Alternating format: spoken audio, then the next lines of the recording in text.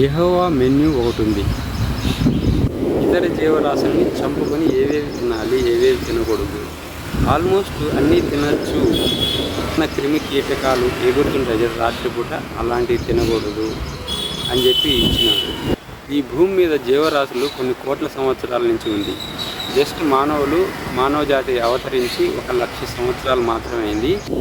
అంత కోట్ల సంవత్సరాల నుంచి ఈ జీవరాశులు ఈ భూమి మీద ఎలా ఉన్నాయి, ఎవరు సృష్టించారు? మానవుడి మీదనే ఎందుకు ప్రేమ?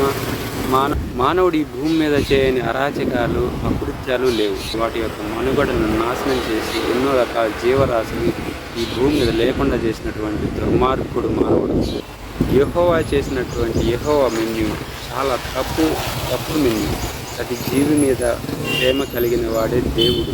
కనీసం దేవుడి కన్నా ఇతర జీవరాశుల మీద ప్రేమ ఉండాలి. అది లేకపోతే వాడు మనిషి కాదు కదా, రాక్షసుడు కంటే.